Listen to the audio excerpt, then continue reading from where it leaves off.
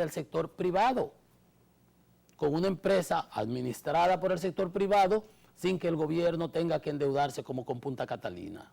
Miren ustedes, y ahora acaba de aprobársele la concesión, la acaba de firmar Eduardo Veras, el director ejecutivo de la Comisión Nacional de Energía, y el amigo Luis Mejía Brache, que es el CEO de Jaina.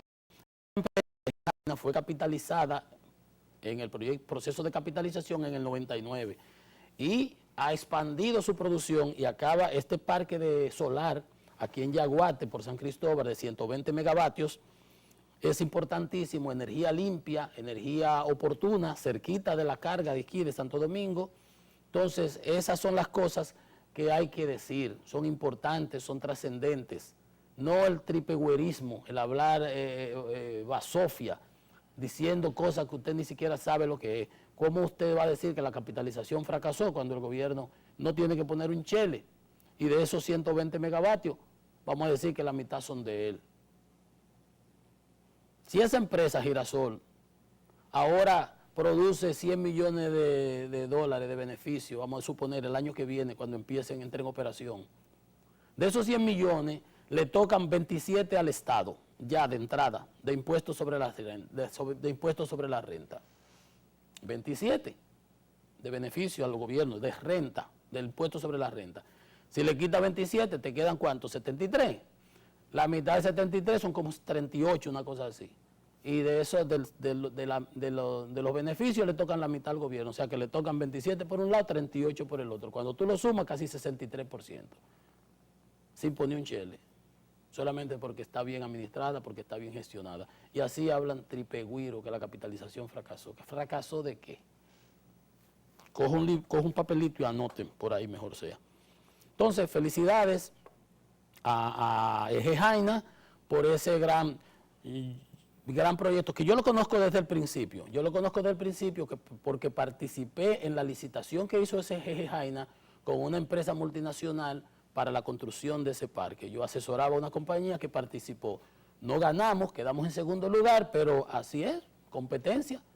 Si hubiera sido el gobierno, usted puede estar seguro que fue una licitación amañada por ahí, como la de Punta Catalina. Pero aquí ganó la empresa que hizo la mejor propuesta, la más baja, porque estos son privados, estos no andan haciendo las cosas sino como Dios manda. Bien, felicidades, felicidades. Por otro lado, el oro ayer cerró en 1.730 unidades. Tuvo un repunte de $3.44 la onza Troy. Es importante que le demos seguimiento siempre al oro porque tanto el oro, mientras el oro sube, nos beneficiamos nosotros. Mientras el petróleo sube, nos perjudicamos nosotros. Entonces, estamos ahí como, tenemos que estar dándole seguimiento permanentemente. Mire, aquí nosotros tenemos un tema pendiente. Firmamos el pacto eléctrico para ir desbrozando el camino, para ir avanzando.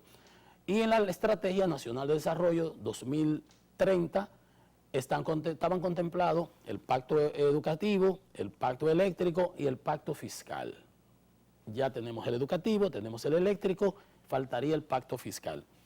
Hay unas sugerencias del Banco Interamericano de Desarrollo que dice que los países para enfrentar y para darle sostenibilidad a la deuda que hemos endeudado nuestros países de manera importante para salir de este atolladero del COVID, tenemos que aplicar una reforma fiscal forzada. Hay que hacerla a paso de vencedores, rápido.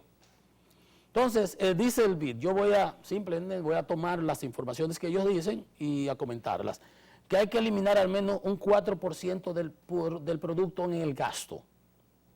Dice, no con restricciones y reducciones de la infraestructura, o sea que hay que seguir haciendo inversión en infraestructura, sino quitando las filtraciones de las transferencias sociales y los gastos tributarios. Las transferencias sociales son los subsidios, pero entiendo que se habla de subsidios generalizados. Y los gastos tributarios son las exenciones que se le dan a las empresas, que tenemos alrededor de un 6% del producto, se habla en cuanto a eso. Dice que no menos del 84% de esos gastos terminan no beneficiando a los pobres.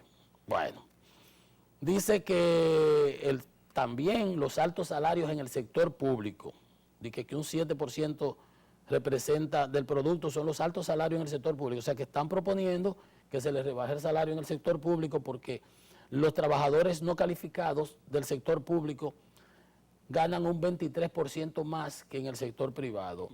Así lo ve el BID. Y dicen que se reduzca la nómina, que se haga una reducción a los aranceles de importación de bienes de capital, que se aumente la base impositiva, o sea que se le ponga ITEVI a todos los productos que se consumen y un crédito. Dice que la tasa del IVA del ITEVI sea unificada y sin exenciones, que se le aplique ITEVI a todo el mundo y a todos los productos.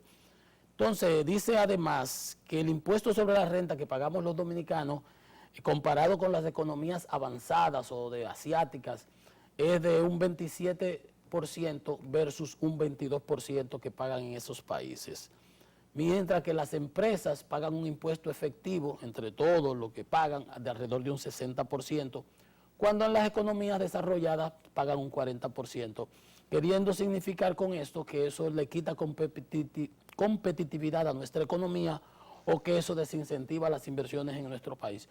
No creo que eso sea tan cierto, porque las inversiones aquí han seguido llegando, aun cuando ese impuesto sea del 60%, aunque podría uno presuponer que si de ese 60% de gastos que hacen que sean gastos ineficientes las empresas, no solamente el de la renta, sino por otros componentes, pues vendrían más inversiones. Eso habría que verlo.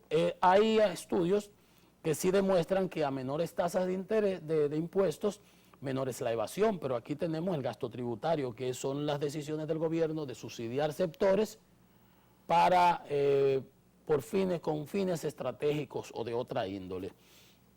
Entonces, ese es en el caso nuestro, ¿verdad? Bajar el impuesto sobre la renta, que está en 27 contra 22, que es reducir la tasa efectiva del impuesto de 60% a las empresas a un 40%, etcétera, etcétera, y reducir el gasto tributario. Pues vamos a ver qué dice ahora.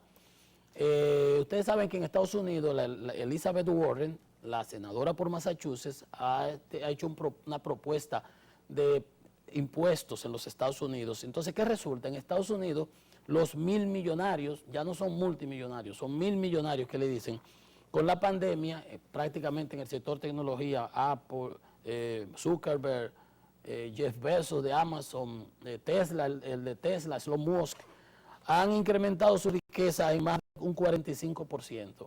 Mientras nosotros no hemos comido un cable, ellos aumentaron su riqueza en 1.3 billones de dólares, según un estudio que hizo el Institute for Policy and Studies y el American for Tax Fairness. Entonces, la pandemia ha dejado sin empleo a millones de personas en el mundo, mientras los ricos, 657 estadounidenses con un patrimonio de más de $1 millón, vieron incrementar su riqueza de manera exorbitante. Dice, las 15 mayores fortunas de los Estados Unidos ganaron 563 mil millones, aumentaron su patrimonio en un 82%, lo duplicaron prácticamente. Mientras nosotros, ya usted sabe, se nos rompieron las muelas y los dientes de masticar el cable que nos estamos comiendo. Entonces, por eso hay esta necesidad de aumentarle el impuesto a los ricos, que sea más progresivo. Y entonces proponen un 2% anual para los contribuyentes con fortuna de más de 50 millones de dólares y 3% para los que tengan más de 1.000 millones de dólares.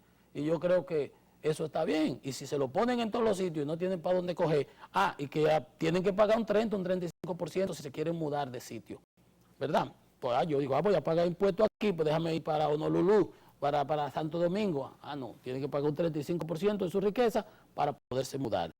Ellos aspiran a que con esos impuestos de ese 2% a los de 50 millones en adelante y de 3% a los de más de 1.000 millones, tener una inyección en las arcas públicas, en las finanzas del gobierno americano de más de 3 billones en un periodo de una década.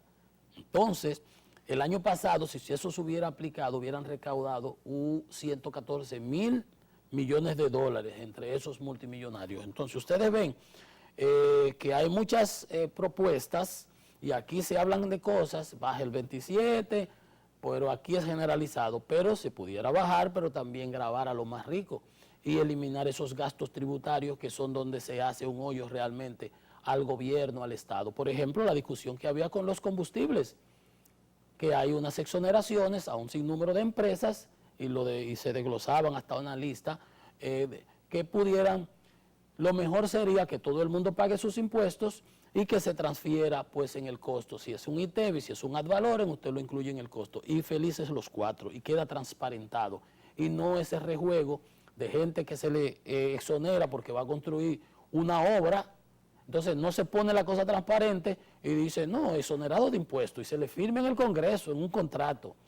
Esa gente traen 50,000 galones de petróleo, vamos a suponer, de diésel, usan 10,000, vamos a suponer al mes, y con esos 40,000, ¿qué usted cree que hacen? No todos, pero estoy diciendo el que... Entonces debe haber una supervisión, pero imagínese usted, el que va a supervisarlo, le dice, mira, ten ahí. Y con esos 40,000 que él coloca en el mercado, si hay, hay 15 pesos de pago de impuestos, y tú vas a una bomba y le dices, mira, te voy a bajar, te le voy a reducir 8 pesos. No sé, así no. Entonces, por ahí hay mucha disipación, por ahí hay mucha evasión, por ahí hay mucha pérdida para el Estado. Entonces, yo creo que sí, esa reforma fiscal tiene que recoger experiencias exitosas en otros países. Ciertamente, el incremento de las tasas, en algunos casos, ha incrementado la evasión. Pero aquí hay evasión, aunque tú le pongas la tasa que le pongas. Entonces, tenemos que eficientizar. Yo creo que sí se ha avanzado en cuanto a la administración, la Dirección General de Impuestos Internos, ha hecho un cambio con las diferentes administraciones que ha habido, son eficientes. La usaron políticamente. Mi amigo Magín anda por ahí dando muchas cátedras y muchas lecturas ahora económicas, él es muy bueno y todo lo que tú quieras, pero lo usaron políticamente para perseguir a los enemigos no, a los adversarios del gobierno pasado. Lo usaron en sentido general, contra los empresarios, contra los políticos, contra todo el mundo. Si tú te movías mucho, te tiraban el impuesto interno atrás. Si tú financiabas a Abinader, si tú financiabas a Leonel Fernández, inmediatamente te tiraban el impuesto interno. Entonces, ¿verdad? Vamos a respetarnos también. Bueno, yo creo que hemos cubierto por lo menos en el día de hoy todos nuestros objetivos. Le damos las gracias por su amable atención y les invito a que nos veamos mañana de nuevo por acá, por Teleradio América, a partir de las 9 de la mañana, canales 12 y 45. Pasen muy buenos días y no olviden suscribirse a nuestra plataforma de YouTube.